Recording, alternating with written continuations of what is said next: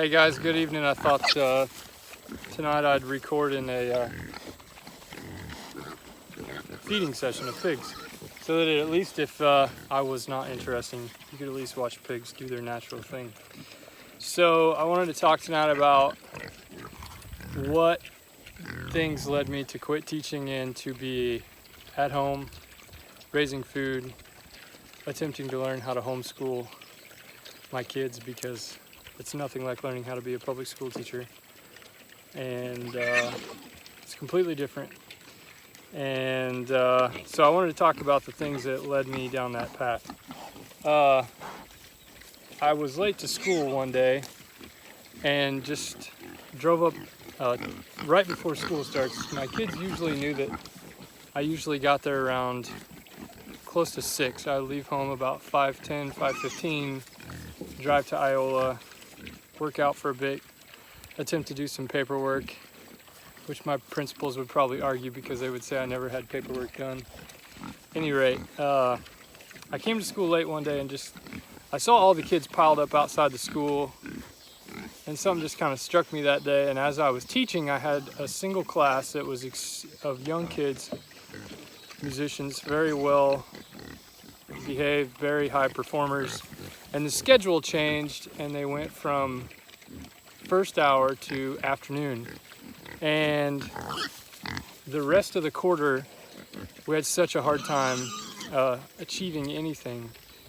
And I watched that afternoon.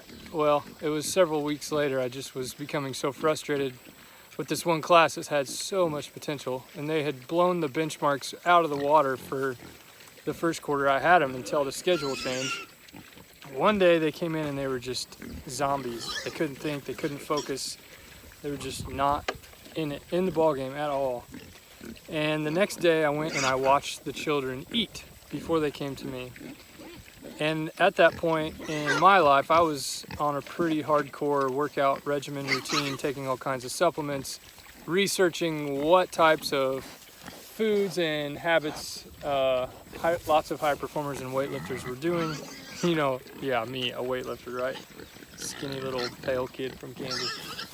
Anyway, I was fascinated by it. We had another teacher at our school who was just a monster lifter. I mean, this guy is a machine, and I would kind of pick his brain about it, and my curiosity came to a picture that my dad had of two of my great uncles, and they were in their older years. I want to say 50s and 60s, and they were both just ripped. And none of these supplements were around back then. They got it from the food.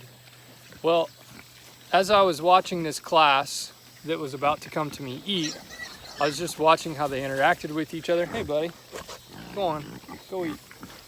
And I was watching how they ate, what they ate. And it just kind of struck me that night. I found myself in Walmart. It had been a long day of teaching. I had to stay for a basketball game, and I was in Walmart several hours later, and I was just standing there observing, watching the people roam through about the store, what they were putting in their carts, how they were interacting, how they were walking, how many people I could just tell were battling some sort of disease. And I stood there for probably a good 30 minutes just watching people interact, do their normal thing. And it suddenly dawned on me, this is all about the food, which is a pretty radical change to just up and go, well, I'm going to be done teaching. I'm going to figure out what's up with food. Several paradigm shifts happened, but the thing that really led me was I ultimately knew that I loved teaching and I loved being with the kids, and I knew that I liked it so much that I was not at home and there was no on-off switch with me. I couldn't just do that job halfway and give those kids at school half of me and then come home and give my kids whatever was left over. So I started watching dads in my district that had kids that I really admired, and I started watching how they interacted with their families and what type of leadership they led under their roofs, and what What were they doing because I wanted to be like that? And those dads were there. They were involved. Money wasn't the variable. Social status definitely wasn't the variable. It was simply how much the dad was at home to interact with the kids. And I wanted to be like that, and I knew I couldn't be like that if I was constantly just pushing myself to, do more with the band at that time. So for this part of my life, I knew I had to change, and I had to change fast, and the learning curve was going to be steep. And I thought, let's give homeschooling a try.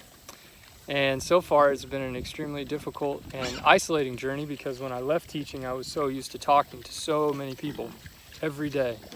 In fact, I could hardly get anything done, mainly because I love to converse and visit with people and hear their stories and hear their struggles and their triumphs. And I did the same with my kids. In fact, my teachers would often comment, it's like, yeah, he's not at another teacher meeting, he's probably with a kid, which was true. I mean, I didn't just skip them. There's a reason, but that was always my first priority, but now the priority had to change.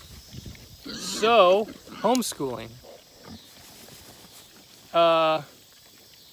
All of my teaching colleagues would not disagree with me that our jobs as teachers, well, for veteran teachers, I know they would agree with this statement, that their jobs as teachers has changed the most. They are not getting to teach nowadays like they were 20 years ago.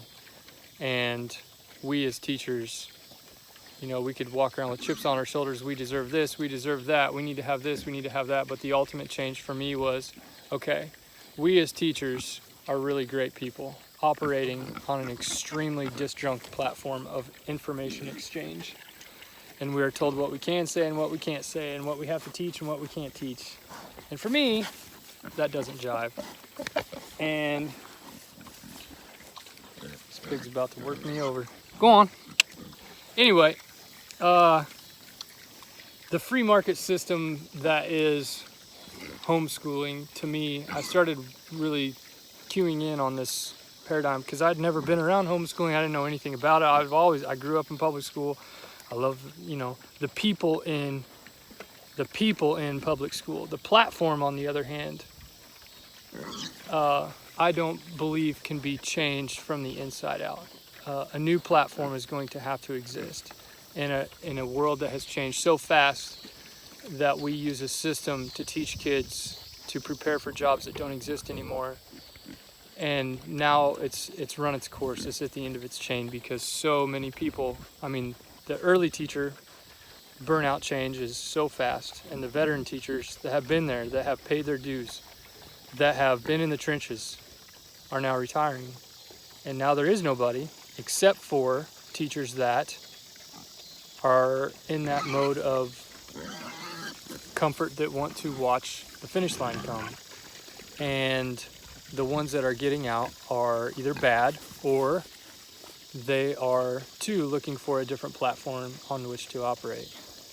And so that's kind of where I was at. And for me, being a pretty creative person, I wanted to give the homeschool thing a try.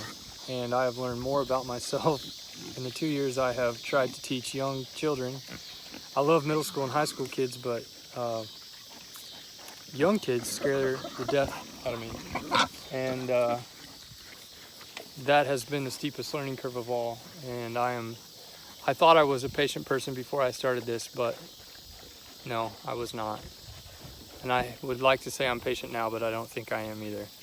But trying to raise all your own food, keep a household pretty clean so that my wife is somewhat pleased when she comes home, do laundry, and homeschool the children has been probably more than I can bite off and chew, but that's why we do it anyway.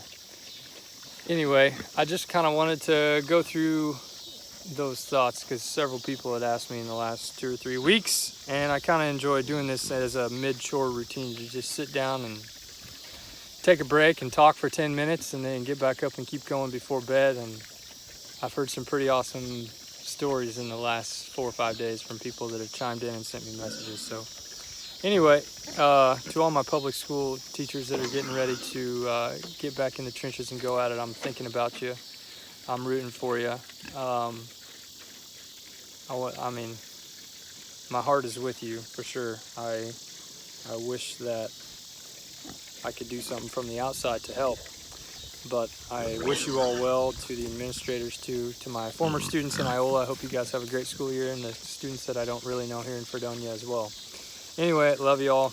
Hope you have a good evening. We'll see you.